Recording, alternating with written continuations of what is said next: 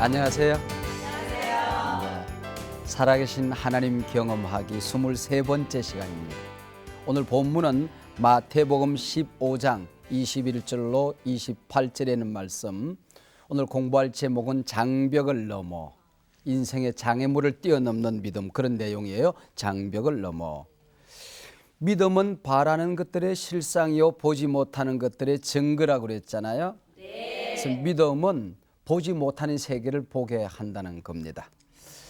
눈으로 보고 귀로 들어 경험한 것만을 믿는다고 한다면은 우리가 많은 것을 잃어버릴 수가 있어요. 이 세상에 많은 빛들이 있는데 그 빛 가운데에 5%만 우리 인간의 눈은 분별할 수 있다고 그래요.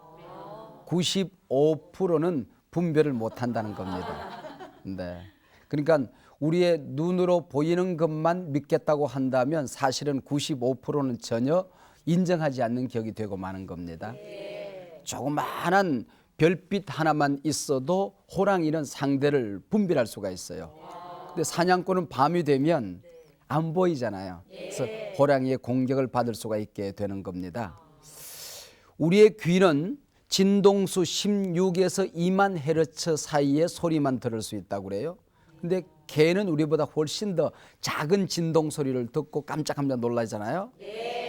우리보다도 배가 더 많은 4만 헤르츠까지 들을 수가 있다고 그래요. 4만 헤르츠까지 들을 수 있으니까 만약에 우리가 눈으로 보는 것, 귀로 듣는 것만 인정하고 살아간다고 한다면 인간이라는 게 한 마리 짐승만도 못한 격이 돼버리고 마는 겁니다. 우리의 눈으로 보지 못하는 것들을 믿음으로 보고 영적인 눈으로 얼마든지 볼 수 있다, 그런 얘기죠. 음식은 입으로 먹어봐야 알고 또 아름다운 꽃은 눈으로 봐야 알고 냄새는, 향기는 코로 맡아봐야 알듯이 우리의 인생의 모든 세계, 영적인 세계는 믿어봐야 아는 겁니다. 우리가 믿음으로 또 영적인 세계를 얼마든지 분별할 수 있게 됩니다. 우리는 감각이 아닌 믿음으로 살아가는 존재라는 겁니다. 인생의 모든 길을 우리는 믿음으로 헤쳐나갈 수가 있어요. 이번 달에 보니까 조용기 목사님을 특집으로 실은 여성 월간지가 있더라고요. 제가 그 내용을 읽어보지는 못했지만은 그분이 늘 하시는 말씀이 50년 인생 여정, 그리고 목회 여정을 이렇게 50년 목회 여정을 되돌아보면 수많은 어려움이 있었고 갈등이 있었고 비판과 아픔이 있었는데 내 인생은, 내 목회는 장애물 경기와도 같았다, 그런 고백을 했어요. 내 인생의 장애물을 하나님의 도움으로 믿음으로 넘어오지 못했다고 한다면 오늘 나의 목회 또 내 인생, 우리 교회는 없었을 것이라는 겁니다. 인생은 장애물 경기다. 얼마나 실감나는 얘기입니까? 그래서 오늘 공부의 제목이 장벽을 넘어 장애물을 넘어입니다. 오늘 본문에 보면은 한 집안에는 어린 딸아이가 귀신이 들려서 몹시도 고생을 하고 있었습니다. 아이의 어미가 이 문제를 가지고 예수님께 나가서 끈질기게 기도함으로 여자여 내 믿음이 크도다, 내 믿음대로 되리라. 그래서 이 사랑하는 딸아이가 응답받았다는 짤막한 얘기입니다. 내용은 간단한 얘기예요. 그러나 이 내용이 가지고 있는 신학적인, 신앙적인 여러 가지 의미는 대단히 놀랍고 큽니다. 예수님께서 이 세상에 계시는 동안에 유대 영역을 떠나신 적이 꼭 한 번 있었는데 그것이 바로 오늘 본문에 나오는 두로와 시돈 지방에 가신 사건입니다. 그래서 신학적으로 이 본문은 대단히 중요한 의미를 가지고 있습니다. 복음 전파에 있어서 이스라엘이라고 하는 장벽이 무너지고 복음이 세계를 향해서 문을 여는 시발점이 되기 때문입니다. 오늘 본문은 마태복음 15장이라고 그랬죠? 네. 마태복음은 28장까지 있거든요. 그러니까 15장이니까 내용적으로 보더라도 그 중간점에 해당되지요. 그리고 그 분량뿐만 아니라 그 신학적인, 복음적인, 선교적인 의미에 있어서 하나의 위대한 터닝 포인트가 되는 본문입니다. 지금까지 마태가 유대인 선교, 갈릴리 선교에 집중했다고 한다면은 이제부터 마태는 예루살렘 선교, 이방인 선교로 그 문을 넓혀가게 될 것입니다. 두로와 시돈은 가나안 영역에 속한 땅이니까 오늘 본문의 주인공 이 여인은 가나안 여인이라는 격이 되겠죠. 초대 교회 사가였던 요세푸스의 글에 의하면은 두로 지방 사람들이 이스라엘 사람들에 대하여 감정이 제일 안 좋았다고 그래요. 특별히 시돈은 아하방 때에 바알신을 끌고 와서 이스라엘의 모든 나라를 우상의 도가니로 만들었던 장본인 바로 악녀 이세벨의 고향이기도 하죠. 바로 오늘 본문은 이런 악조건 속에서 시작이 되어집니다. 예수님께서 두로와 시돈 땅으로 지나시게 될 때 이방 여인 하나가 예수님을 쫓아와서 내 딸아이가 귀신 들려 고생을 합니다. 예수님 고쳐주십시오라고 부르짖게 됩니다. 꽃같이 자라고 티 없이 뛰어놀아야 될 어린 딸아이가 귀신 들려 고생하고 있을 때에 무슨 일이든지 해서 이 어미는 딸아이를 고쳐주고 싶었을 거예요. 그러나 백약이 무효라. 어느 날 소문을 듣자니 예수님이라는 분이 오시는데 이분이 오시면 죽은 자가 살아난단다. 예수님이 오시면 걷지 못하던 자가 걷게 된단다. 보지 못하는 맹인들이 보게 된단다 하는 소문을 듣게 된 것입니다. 그래서 예수님께 달려 나오게 된 것이죠. 언제나 성경에는 그래요. 예수님의 발길이 멈추어지기만 하면, 예수님의 눈길이 멈추어지기만 하면은 이적과 기사와 표적이 일어나게 되는 겁니다. 오늘 우리가 성경 공부하는 이 자리에도 예수님이 찾아오셔서 내 마음에 예수님의 발길이 머물게 되면은 내 안에서도 위대한 변화가 일어나게 됩니다. 우리가 예배를 드리는데 예배 현장에 예수님께서 찾아오셔서 발길이 머무시게 되면은 오늘도 이적과 기사와 표적이 일어날 수 있게 되는 겁니다. 근데 문제는 이 여인이 달려 나왔을 때 너무 많은 사람들이 앞을 가로막고 있었어요. 이게 장벽이라고 하는 겁니다. 그리고 부르짖었는데 예수님께서 고개도 한번 돌아보시지 아니하고 침묵하고 계시는 겁니다. 이게 바로 장벽이라고 하는 거예요. 예수님을 만나려고 할 때 언제나 우리 앞에는 장벽이 있을 수 있다는 거예요. 예수님께서 여리고를 지나시게 될 때에 삭개오라는 한 난쟁이 세리장이 있었어요. 그 예수님을 만나기 위해서 달려왔더니 키가 작고 사람이 많아 볼 수가 없었어요. 키가 작은 것은 자기에게 있는 장벽이지요. 사람이 많아서는 환경적인 장벽이죠. 또 심리적인 장벽이 있을 수가 있고 영적인 장벽이 있을 수가 있는 거거든요. 이 여인이 만났던 첫 번째 장벽은 사람들이 너무 많았다는 거예요. 그리고 부르짖었는데 예수님께서 전혀 응답이 없었다는 것이죠. 주 다윗의 자손이여 나를 불쌍히 여기소서, 내 딸이 흉악하게 귀신 들렸나이다. 딸아이가 귀신 들렸다는 게 뭐가 그리 자랑이길래, 그냥 이게 어미의 마음이에요. 나는 창피를 당해도 좋다. 내 딸아이만 낳을 수 있다고 한다면.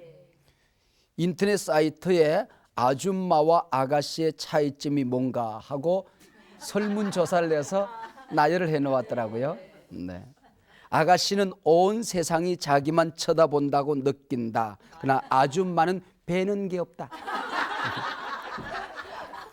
아가씨는 지하철에 빈자리 있어도 눈치 보며 앉고, 아줌마는 빈자리 없어도 바늘 구멍만한 빈자리 있으면 엉덩이 내밀고 부비면 자리 생긴다. 아가씨는 여름 햇빛이 비칠 때 손바닥으로 가리고, 아줌마는 챙모자 눌러 쓴다. 아가씨는 하이힐 신고도 뛸 수 있고, 아줌마는 운동화 신고 뛰다가도 넘어진다. 이런 설문조사 보고 재미있으면 아가씨, 머리 뚜껑 열리면 아줌마. 근데 제가 재밌는 것은 그 아줌마는, 엄마는 배는 게 없는 거야. 자기 자식을 위해서라면. 이게 어머니 마음이거든요. 나는 창피를 당해도 내 딸아이가 고침받을 수 있다고 한다면 나는 부르짖겠다는 것이죠. 근데 다윗의 자손이여 부르짖은 것은 이 마태 신학에 있어서 굉장히 중요한 의미를 가지고 있는데, 메시아, 구세주, 그리스도에 대한 다른 호칭이었어요. 그래서 이방 여인이 예수님을 부르는데 다윗의 자손이여 그렇게 불렀다고 하는 얘기는 예수님을 메시아로 인정했다는 겁니다. 구세주로, 왕으로 인정했다는 것이죠. 그리고 나를 불쌍히 여기소서 이렇게 부르짖었는데 예수님이 누구신가를 너무 잘 알고 있었던 겁니다.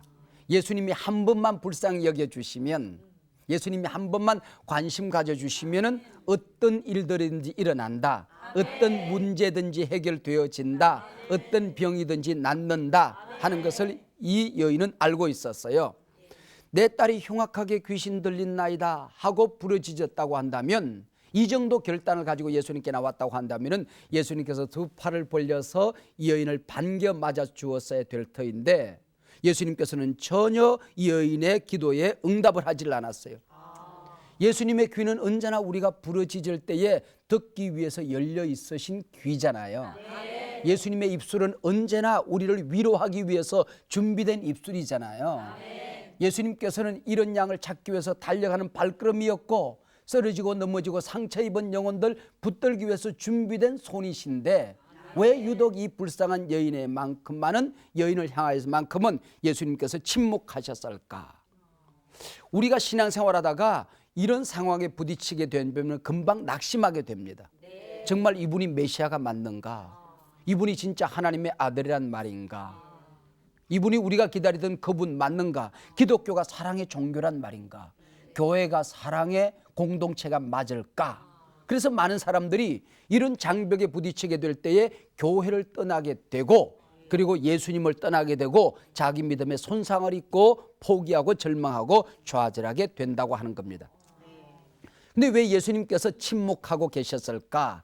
카르라는 신학자 같은 사람은 그런 얘기를 했어요. 그 여인의 영혼 속에 자리 잡고 있던 작은 씨앗이 자라기를 기다리고 계셨다.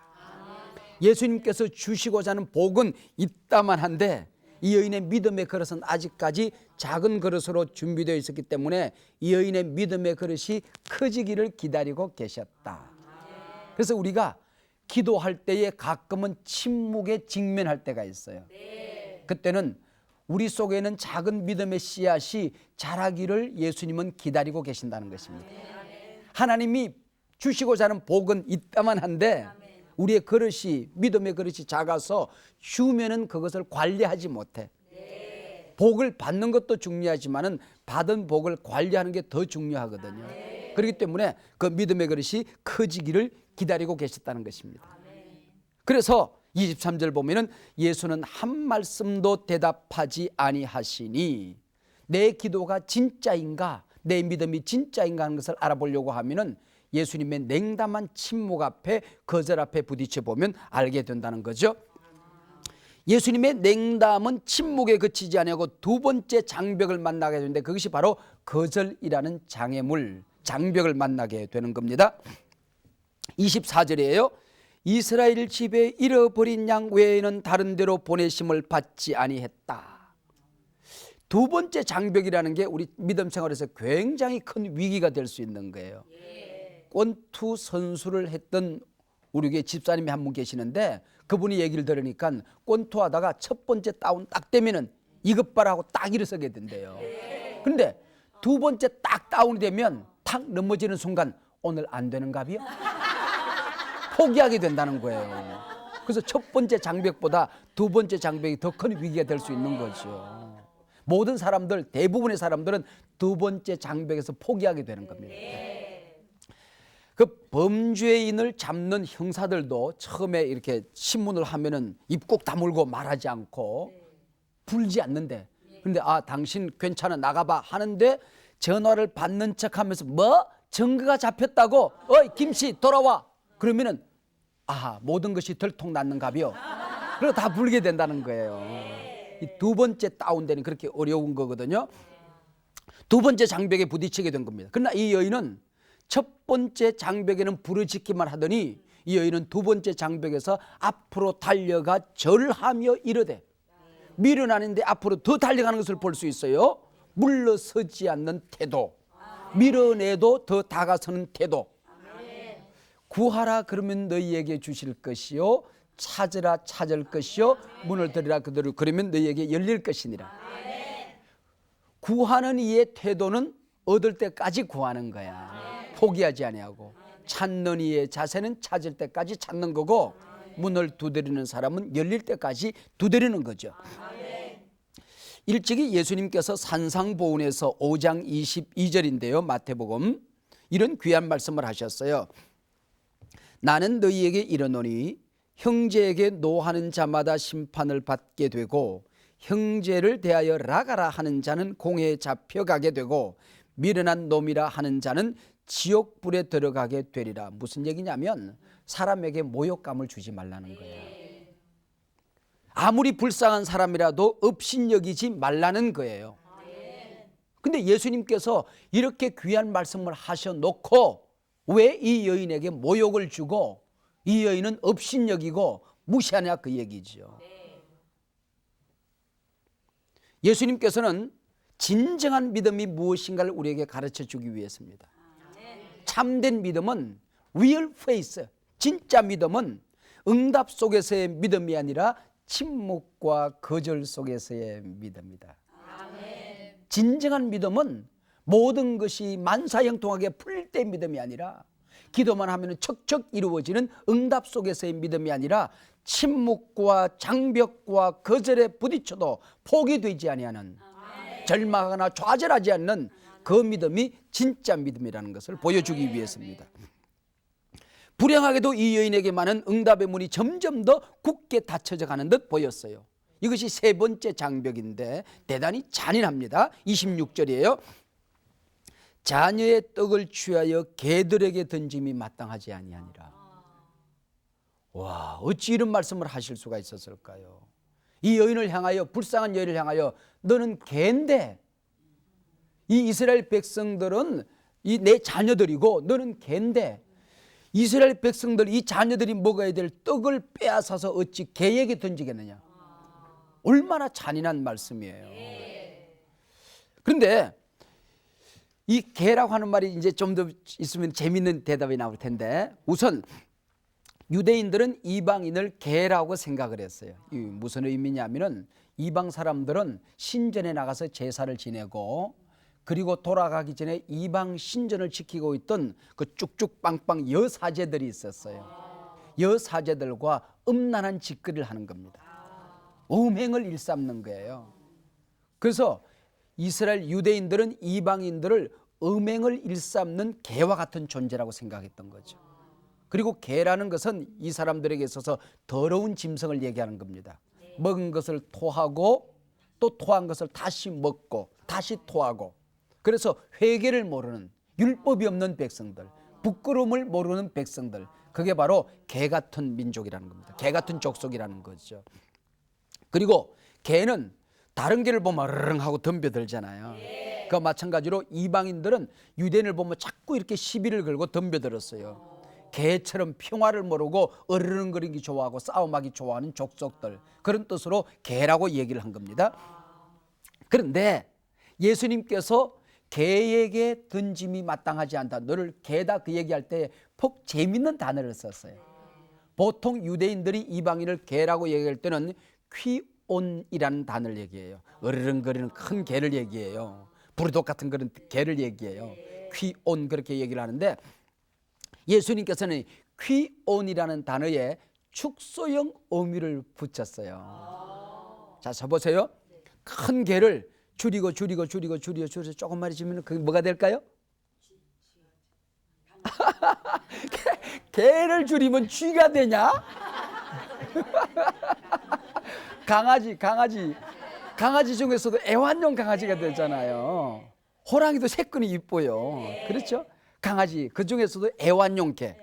그래서 이 퀴온이라는 개에서 축소형 어미를 붙이면 애완용 개가 되는 거예요. 이 여인을 향하여 애완용 개라고 부르는 것은 무슨 얘기일까요? 이것은 이 여인을 향한 유머 넘치는, 위트 넘치는 응답으로 받아들인 거야. 이 여인은 예수님께서 나를 무시한 것이 아니다, 예수님이 거절하신 것 아니다, 예수님께서는 유머 넘치는 응답을 내게 하신 것이다. 여인은 그렇게 받아들이는 거죠. 이 여인의 시각이 아름답잖아요. 얼마나 믿음이 이쁘잖아요. 이 여인. 강아지 키워보셨어요? 네, 키워보면은 밥을 이렇게 먹으려면은 고기를 썰면요, 그걸 이렇게 쳐다보고 있어요. 그래서 포크로 폭 찍어서 올리면 그걸 이렇게 쳐다봐요. 입에서 내가 어물어물 입만 쳐다봐요. 땅에 떨어지면 그냥 얼른 가서 그걸 먹으려고 그러잖아요. 그게 바로 애완용 개거든요. 종교개혁가 루터가 종교개혁을 하는 가운데 굉장히 어려웠던 시기를 보내고 있었어요. 너무나도 절망스러워서 낙심한 얼굴로 아침 식탁을 대하고 있었는데 그 애완용 개 한 마리가 그 음식을 찍으면은 그걸 쳐다보고 있고, 그리고 손에 들었으면 손만 쳐다보고 있고, 입으로 들어가면 입만 쳐다보고 있고, 그래서 이러고 있는 거야. 그래서 먹이를 하나 똑 띄어서 개에게 탁 던졌더니 뒷발로 힘을 주고 버텨서서 탁 받아서 먹는 거야. 눈물이 왈칵 쏟아지는 거야. 하나님, 이 애완용 한 마리 개처럼 하나님의 은혜를 제가 그리워합니다. 하나님의 얼굴만 바라봅니다. 하나님이 도와주셔야 되겠습니다. 이 어려운 상황 하나님이 안 도와주면 해결할 길이 없습니다. 주여 도와주십시오. 한 마리 강아지처럼 하나님의 은혜를 구합니다. 그리고 하나님 앞에 기도하는 장면이 나와요. 그 이야기에 보면은 이런 무서운 장벽에 부딪혔을 때에 이 가나안 여인은 그 다음에 22절 25절을 보면은 소리 질러 그랬고요, 절함이 앞으로 달려나갔어요. 이 소리 질렀다는 얘기는 그 원문에 이런 뜻을 가지고 있어요. 새끼를 빼앗긴 목신 까마귀 한 마리가 깍깍 소리를 지르는, 그걸로 부르짖었다, 소리 질렀다, 그런 뜻이에요. 환원이라는 장소가 촉을 징벌하기 위해서 양쯔강을 오르고 있었습니다. 그때 한 병사가 원숭이 새끼 한 마리를 숲속에서 탁 낚아채서 배 안으로 가지고 들어왔어요. 그래서 양쯔강을 거슬러 올라가는데 어미 원숭이가 그 새끼 내놓으라고 깍깍 소리 지르면서 따라오는데 10리, 20리, 100리를 따라오는 겁니다. 그래서 양쯔강 협곡을 지나게 될 때에 미리 가서 어미 원숭이가 기다리고 있다가 그리 지나가는 배를 향하여 몸을 슉 날려서 퍽 배에 몸을 치렀어요. 배에 툭 떨어지더니 피를 팔팔 콸콸 쏟고 쓰러져 죽었어요. 그래서 배를 갈라보았더니 창자가 토막토막 끊어져 있었어요. 그 새끼를 잃어버린 어미의 아픔이 얼마나 컸으면 그 새끼를 돌려달라는 그 절규가 부르짖음이 얼마나 절절했으면, 얼마나 간절했으면 창자가 다 토막토막 끊어져 있었던 거야. 그게 뭐예요? 단장. 창자가 끊어졌다. 단장의 미아리 고개. 단장의 울부짖음이라는 거거든요. 간절히, 간이 저리게끔 부르짖는 거. 그런 부르짖음, 소리 질러, 그런 의미를 가지고 있어요. 여기 절하며 그 얘기는 반복적으로 계속해서 절하는 이 아픔을 얘기하고 있어요. 미국의 독립선언문 기초자이자 제3대 대통령이었던 토마스 제퍼슨의 대통령 당선 축하장에서 그의 한 친구가 이런 축사를 했습니다. 한번 들어보세요. 오늘 각하가 대통령으로 당선된 그 힘을 나는 너무나도 잘 알고 있습니다.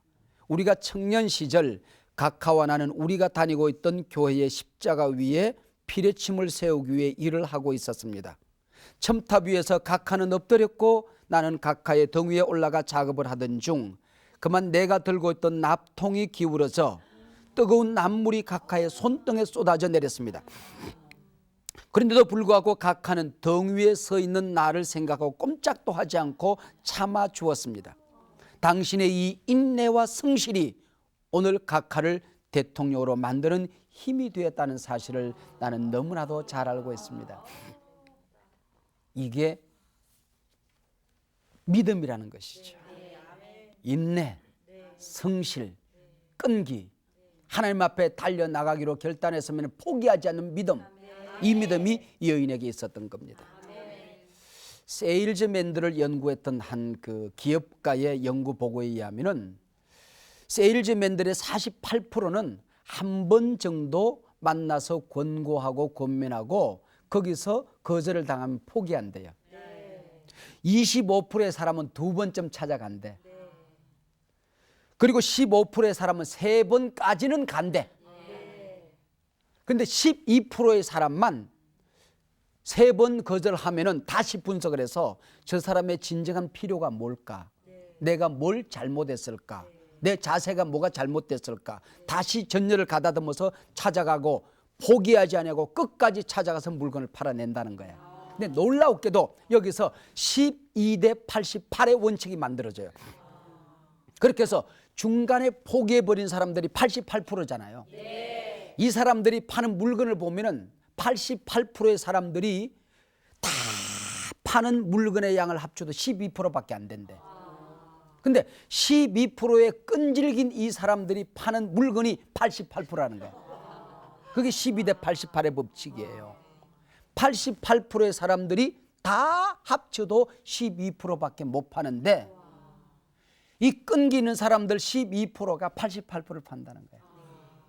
하나님께서는 이런 믿음의 사람을 우리에게 기다리는 거죠. 자, 이런 어떤 장벽 첫 번째, 두 번째, 세 번째 장벽을 뛰어넘어가는 이 여인의 이야기 27절. 주여 올소이다마는 개들도 제 주인의 상에서 떨어지는 부스러기를 먹나이다. 어찌 이런 말을 할 수 있었을까? 주여 올소이다마는 개들도 제 주인의 상에서 떨어지는 부스러기를 먹나이다. 부스러기라도 쫓아오니 하나님께 항변하지 않는 태도이지요. 주님이 개라고 하면 나는 개가 될 수밖에 없는 거죠. 주님이 개라고 말씀하시면 개인 개지요. 당신이 주인이신데 나를 만드신 분이 당신이시고 우주를 운행하시는 분이 당신이신데 당신이 개라고 하면 나는 개입니다. 올소이다. 항변하지 않는 이 태도. 어떤 사람에게 못된 짓거리를 한 사람 보고 너는 씨가 잘못됐어. 너는 씨가 죄인이야. 그랬으면 아마 뚜껑 열릴걸. 그런데 하나님께서는 다윗에게 너는 씨가 잘못됐다고 얘기했어요. 다윗이 너는 죄악 중에 잉태되어 죄를 먹고 마신 죄인이라. 그때 다윗이 올소이다. 나는 죄악 중에 잉태되었나이다. 죄를 먹고 마셨나이다. 항변하지 않는 거죠. 나라를 건설해 보겠다는 사람에게 네가 나라의 제목이 돼? 웃기지만 너는 가시떨기에 불과해. 그렇다고 한다면 항변했을 거야. 그러나 모세는 가시떨기에도 하나님의 임재가 있다고 한다면 큰 불을 일으킬 줄로 믿습니다. 하나님 나는 가시떨기가 되어도 좋습니다. 하나님 나를 사용하여 주시옵소서. 내 반에는 왜 백향목이 아니라 나는 잣나무 천나무가 아니라 가시떨기 하나에 불과합니다. 항변하지 않았어요. 너는 죄인 중에서는 제일 못된 악랄한 죄인이야. 그랬다고 한다면 뭐요? 이랬을 텐데 바울은 나는 죄인 중에 괴수로소이다. 초대교회를 세우려고 하는 베드로에게 네가 반석이 돼? 야 웃기지만 너는 조약돌이야. 네가 초대교회를 세우는 기둥이 돼? 웃기지만 너는 갈대야. 예수님께서 그를 갈대라고 부르고 조약돌이라고 불러도 올소이다. 나는 조약돌이 되어도 좋습니다. 주님이 우리의 반석이 되신다고 한다면 여기에 교회를 세울 줄로 믿습니다. 항변하지 않는 이 믿음이 믿음의 영웅들에게 있었다고 하는 것이죠. 올소이다. 이것이 바로 신앙이라는 것입니다. 성령의 역사와 하나님의 응답을 제한하지 않는 이 태도가 이 사람들에게 있었어요. 현대인들은 너무 똑똑한 것 같아. 예수님보다도 더 똑똑하고 성경보다도 더 똑똑하고 하나님보다도 지가 더 크고 그래서 하나님을 만나지 못하는 거예요. 하나님 앞에 항변하지 않는 진정한 순종은 내 생각과 말씀이 틀릴 때에 말씀 앞에 순종하는 것이거든요. 내 뜻과 하나님의 계획이 다를 때에 내 뜻을 포기하고 하나님의 뜻에 굴복하는 자세, 이게 진짜 믿음이라고 하는 거죠. 부스러기라도 쫓아오니 돌아설 수 없는 열심을 얘기하는 것입니다. 어떤 난관이 있어도 포기하지 않는 자세. 그러므로 네가 열심을 내라. 열심을 품고 주를 섬기라. 열심이란 인생의 엔진과도 같은 거예요. 아무리 훌륭한 자동차라고 할지라도 엔진에 불이 붙지 않으면 꼼짝할 수가 없잖아요. 열심에 불이 붙지 않은 사람을 통하여 역사를 만들어갈 수가 없어요. 금년에 우리 교인들을 축복하면서 제가 기도하는데 뭐 이건 환상은 아니에요. 내가 그냥 그렇게 느낀 거예요. 우리 교인들이 예배당에 쫙 들어오는데 막 큼직큼직한 불덩어리들이 교회를 향하여 막 밀고 들어와야 되는데 불덩어리가 아니라 찬바람이 쌩쌩쌩 부는 거야. 그리고 몇몇 사람들의 가슴 속에 불이 아니라 얼음 덩어리가 이렇게 서벅서벅 있어요. 심지어는 고드름이 매달리는 같은 그런 느낌을 받게 돼요. 이게 한국 교회가 되면 어떡하나. 하나님, 저 얼음 덩어리들이 녹아서 성령의 불이 떨어지게 해주십시오. 교인들이 찬송 부를 때에 찬바람이 일어나는 것이 아니라 저기에 성령의 강력한 뜨거운 바람이 불게 해주십시오. 한국교회 예배에 불이 떨어지게 해주십시오.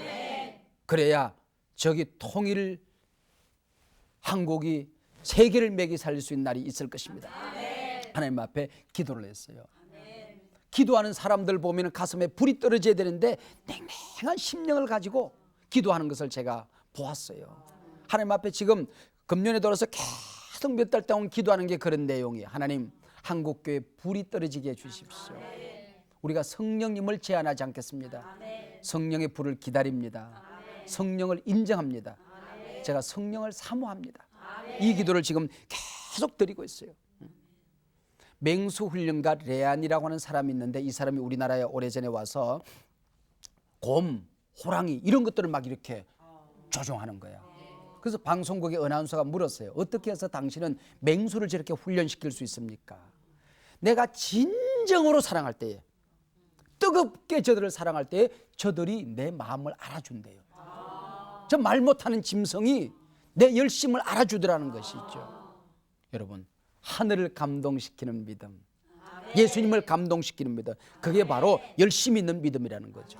그래서 예수님께서 첫 번째, 두 번째, 세 번째 장벽을 넘어선 이 여인에게 여자여 내 믿음이 크도다 내 소원대로 되리라.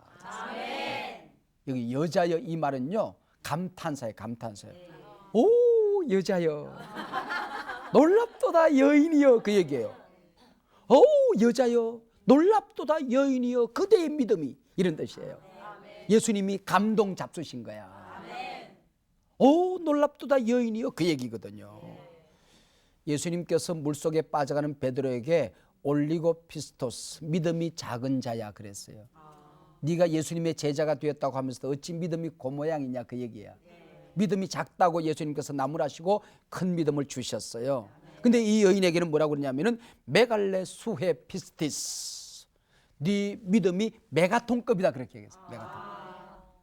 여러분 메가톤 큰 거잖아요. 메가톤은 원래 10의 6성 그러니까 100만 정도 되나요? 100만 톤, 100만 톤. 내 믿음이 100만 톤이다 그 얘기야. 얼마나 놀라요. 근데 문제는 우리가 인생 살아가다가 부딪히는 문제가 100만 톤이면 어떡할 거야? 내 믿음이 100만 킬로인데 내가 넘어가야 될 산맥이 장벽이 100만 킬로이면 어떡할 거야? 그러면 기가톤급으로 가는 거야. 기가는 10의 9성이에요. 그럼 10억 정도 되나요? 모르긴 하지만은 100만 원보다도 10억이 더 많을걸. 여러분 문제가 문제가 아니라 문제를 문제시하면 문제가 되는 거야. 어렵죠? 문제가 문제가 아니라 내 믿음 없는 게 문제거든요.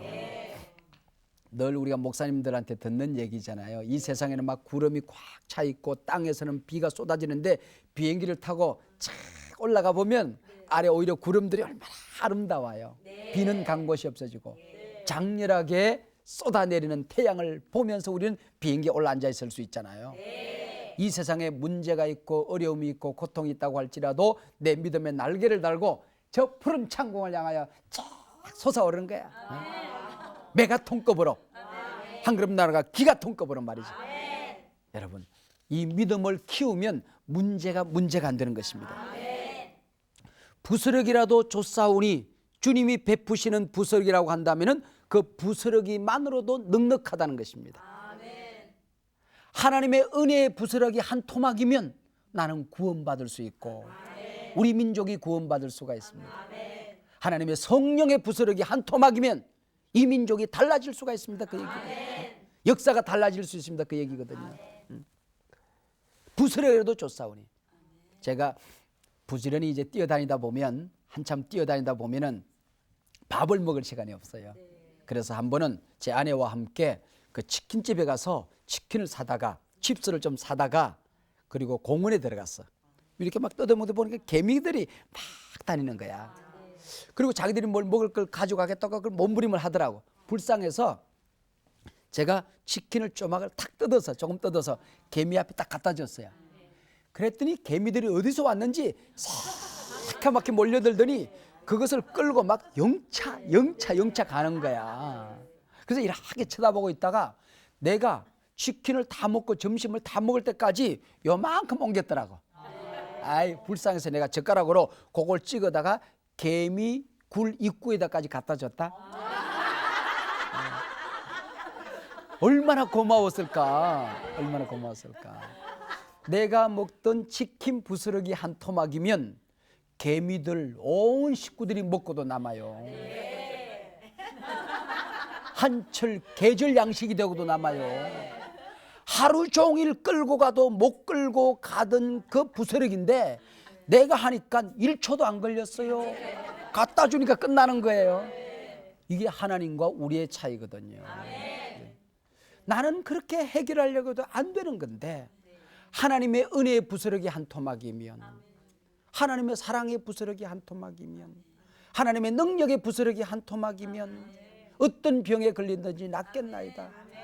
지금 내 가슴이 찢겨지고 고통스럽고 누구에게도 위로받을 수 없는, 친구들을 찾아가서 위로받으려고 하다가 더 상처가 되고 난도질이 났나이다. 하나님의 사랑의 부스러기로 나를 치료하여 주시옵소서. 내가 당하고 있는 이 문제가 너무 커서 내가 끌어가 보려고 몸부림을 하면 할수록 힘만 빠지지 도무지 해결되지 않습니다.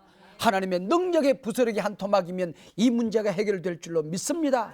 장애물이 거쳐질 줄로 믿습니다. 장벽을 너끈히 넘어가게 될 줄로 믿습니다. 이게 부스러기라도 쫓아오니 그 얘기거든요. 하나님의 은혜 부스러기 한 토막이면 나의 모든 문제가 해결되겠나이다. 미국과 캐나다 사람들이 개에게 주는 양식이면 동남아 빈민국들을 기아에서 건져낼 수 있다고 합니다. 우리 남한 사람들이 버리는 쓰레기를 치우는 비용이면 북한에 있는 우리 동포들을 살리고도 남음이 있을 수 있다고 그래요. 지금 우리가 당하고 있는 문제, 한국 교회가 당하고 있는 문제, 우리 교회가 안고 있는 문제, 우리 가정의 어려움들, 누구하고도 의논할 수 없는 문제들, 나 혼자만 끙끙 앓고 흥크러진 머리채를 부둥켜 안고 방바닥을 뒹구는 이 문제, 누가 오히려 알까 싶어서 이불을 뒤집어 쓰고 부르짖는 이 문제, 하나님 앞에서 철절매고 쩔쩔매고 당황하고 안타까운 이 문제, 하나님 앞에서 부스러기 한 토막이면 이 온갖 문제가 다 해결될 줄로 믿습니다. 아멘. 주여 부스러기 한 토막이면 족합니다. 주여 우리를 새롭게 하여 주시옵소서. 아멘. 제가 언젠가 한번 그 시골에 내려가서 그 보니까 그 처마에 그 무시래기잖아요. 무시래기를 이렇게 걸어놨어요. 그래서 그게 뭐냐고 그랬더니 버리는 건데 그 무시래기를 주워서 처마에 널어놓고 햇빛을 지나가고 햇빛이 또 왔다가 지나가고 그러다 보면 그게 비타민 덩어리가 된다네. 와, 얼마나 놀라운 일이에요. 그 비타민 덩어리가 된다는 거예요. 여러분, 우리가 하나님의 은혜의 햇빛 한 토막이면은 버려지는 것들이 비타민 덩어리가 되듯이 하나님의 은혜의 부스러기 한 토막이면 우리의 온갖 문제가 다 해결되어지는 것입니다. 자, 인생 그리고 신앙생활은 어차피 장애물 경기입니다. 여러분은 이 말씀을 어떻게 받아들이는지 모르지만 저는 이것이 실감이 나요. 인생은 장애물 경기와 같다. 여기에 걸려 넘어지면 나는 실패자가 되고 마는 것이죠. 그러나 이 장애물을 뛰어넘어서면 남들이 가지 못한 세계를 가게 되는 거죠. 남들이 보지 못한 세계를 보게 되는 거죠. 인생은 장애물 경기와 같습니다. 때로는 두드려도 문이 열려지지가 않아. 온 땅이 침묵하고 나를 밀어내면 밀어낼수록 하나님 앞에 더 가까이 나가는 것입니다. 하나님, 주님이 오히려 나를 거절하는 것이 아니라 내 믿음의 씨앗이 자라기를 하나님은 지금 기다리고 계시는 줄로 알아요. 하나님, 여기에 은혜의 물을 주세요. 성령의 물을 주세요. 말씀의 물을 주세요. 내 믿음은 자라게 될 거예요. 내가 부르지도 응답되지 않는 것은 하나님이 주시고자 하는 복은 너무 큰데 내 믿음의 그릇은 너무 작아서 하나님은 내 믿음의 그릇이 커지기를 기다리고 있는 거예요. 하나님, 복을 받는 것보다 중요한 것은 받은 복을 우리가 잘 간직하는 것이 중요하기 때문에 하나님께서 내 믿음의 그릇이 커지기를 기다리고 있는 줄 알아요. 하나님이 내게 복을 주시는 시간표와 내가 응답을 얻기를 원하는 시간표가 다른다 할지라도 하나님의 시간표에 순종할 거예요. 하나님이 은혜 주시는 그날을 기다릴 거예요. 부스러기라도 줬사오니 하나님의 부스러기 한 토막이면 나는 능히 모든 문제를 해결할 수 있어요. 하나님이 개라고 하면 개가 된다고 할지라도 하나님의 부스러기를 내가 사모할 거예요. 이 믿음을 가지고 하나님 앞에 나아가게 되면 하나님께서 우리에게 장벽을 넘어 저 높은 창공에 하나님께서 우리를 위해 준비해 내주신 그 멋진 세계를 경험하고 보여주실 줄로 믿습니다. 네, 좋은 시간이었어요. 네, 감사합니다.